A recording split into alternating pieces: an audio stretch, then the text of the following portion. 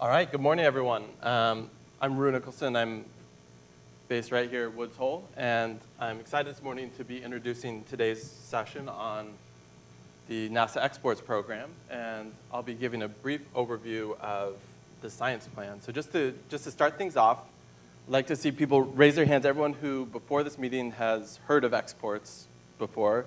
We have all the hands up. Now let's see kind of hands as high proportional to how much you know about exports. So, you know, if you spend a lot of time working on it, see some high hands. If it's on your nightstand for bedtime reading, you can like hop up and down. You know, maybe just a little hand up if you know a little bit. So I think we have an audience here with a wide range of experience in terms of the knowledge base about this program. And the goal after this session is I hope that everyone here can have a little bit of a higher hand and have a higher level of knowledge about exports. So to start things off, so what is exports? So exports is a community-vetted science plan for a NASA field campaign. And the goal of exports is to predict the export and fate of ocean primary productivity from satellite and other observations. The underlying hypothesis of exports is that carbon export from the euphotic zone and its subsequent fate within the twilight zone can be predicted knowing the characteristics of the surface ocean ecosystem. Now, to go from that abstract description to more concrete detail, the science plan outlines occupations at 2 field sites, both in the northern hemisphere, roughly at 50 degrees north, one in the North Atlantic and one in the eastern North Pacific. At each of these sites, there's 2 planned occupations, one during spring and one during late summer. Each occupation involves 2 research ships supplemented by a host of autonomous platforms. And the science plan goal is to through the field work, be able to collect over 10 realizations of the ocean ecosystem carbon cycle states. And this will be supplemented by additional work in data mining and modeling from other sites in the ocean that will extend that dynamic range of observations. I should mention that part of the science proposed in the Export Science Plan was advertised in ROSE's 2015 in a data mining and modeling call. So to give you some perspective on the pathway that has brought us to today, the export program began with a ROSES call in 2012, and this was soliciting concepts for a new ocean biology and biogeochemistry field program. And this is really an incredible thing to see NASA really committing to the investment, getting wet, and putting a lot of assets in the water. So out of that came the precursor to exports, and a science writing team was garnered with a lot of input from an experts meeting that took place in 2013 in Santa Barbara. In addition, that process of coming up with a science plan had several rounds of public comment and a formal panel review conducted by NASA. That resulted in the final export science plan, which is released in 2015. So we see here a science plan that's already gone through a large amount of vetting. After that, the science definition team was formed with the charge of producing a draft implementation plan, which was just recently released. Additionally, some of the initial work has been already solicited with proposals submitted in early 2016 to do some modeling and data mining activities. So then who is exports? There are a ton of people sitting here in the room, maybe on the webcast, or those who couldn't make it this time, who have contributed. And this includes the original writing team, participants in the expert meeting, multiple periods for public comment, and then a formal NASA panel review. And so through each step, there's been kind of a turnover, cycling in of new individuals, and a continuity between some of the key individuals. So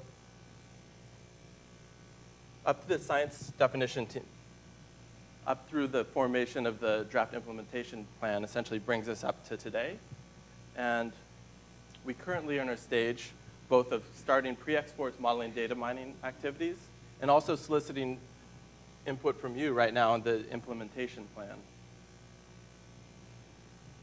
And finally, where the rubber hits the road, in a future Rose's Call, every role to complete the science in the science plan will be competed. So the take-home message from this slide is that this is really a program that you all should feel some ownership of. This is a community effort and one where there's continuing opportunities to jump in and get involved and contribute. So for the rest of the talk, I'll focus on the content of this final, of the export science plan. So starting off with the question of why exports. You'll see this diagram throughout the session. This is a conceptual map of all the important processes and activities in the export science plan. So we need to understand and quantify to be able to predict how ecosystem processes transfer organic matter to depth.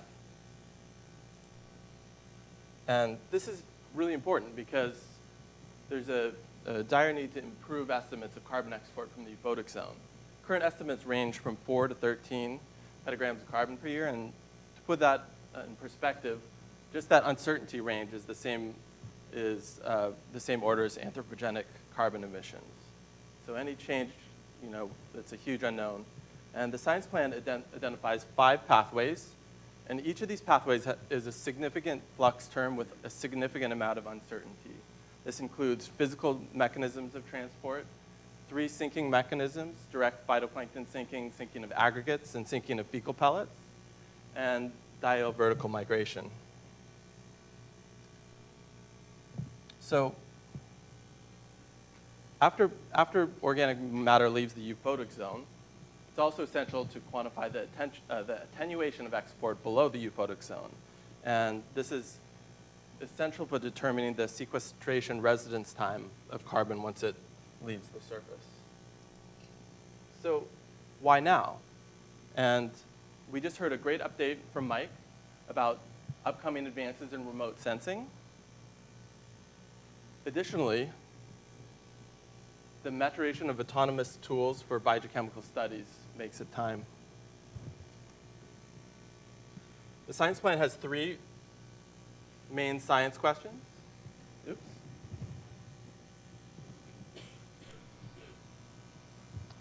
The science plan has 3 main science questions.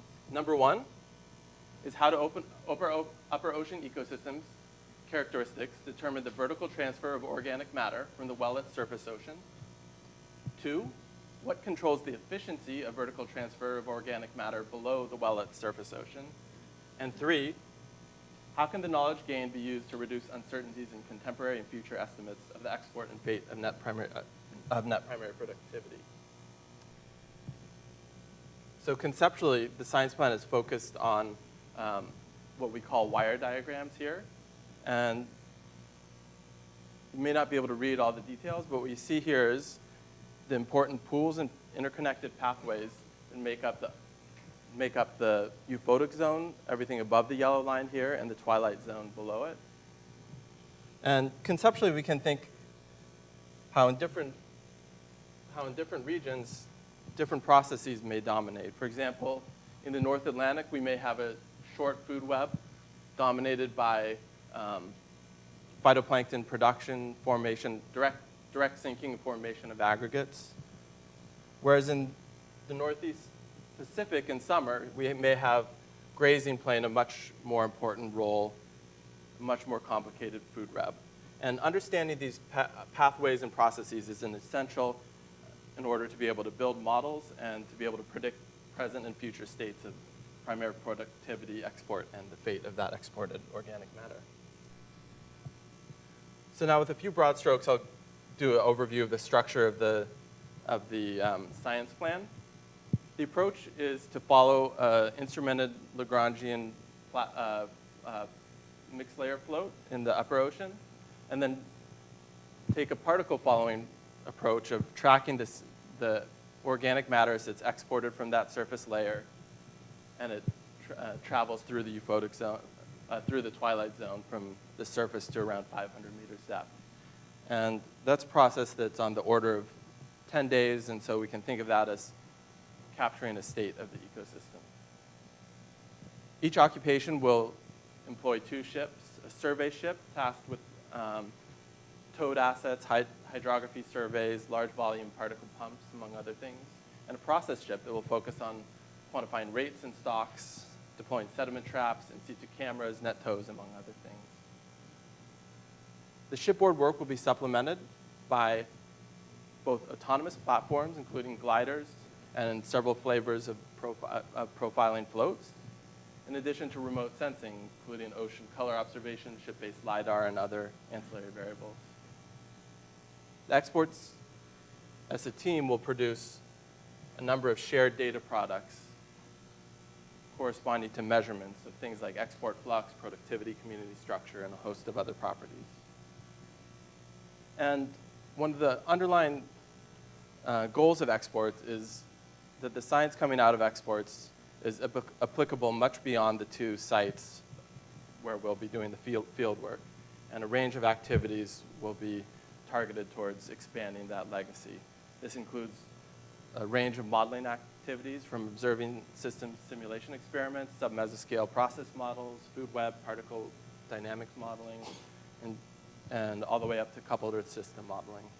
And there'll be a collection of material for various ohmic measurements, the distribution of the data products I mentioned just before, and coordination by a central project office. So in summary, science plan in a nutshell, the goal of exports is to predict the export and fate of ocean primary productivity from satellite and other observations. The approach is to compare observations over a range of ecosystem and carbon cycling states. This will be extended beyond the field sites using data mining. And the program is designed to be modular. And this is important when we get into the later discussion about implementation, because the focus on assessing states gives flexibility for potential de-scoping and re-scoping options and partnering with other agencies. Vetting, the science plan has already been through 2 community comment periods and a peer review panel. And lastly, the science plan, as well as many other documents related to exports, are available at the link here. And if you want a little bit of a shorter read than the full science plan, I also would refer you to the Siegel et al. Frontiers in Marine Science article, also available through that link. So thank you.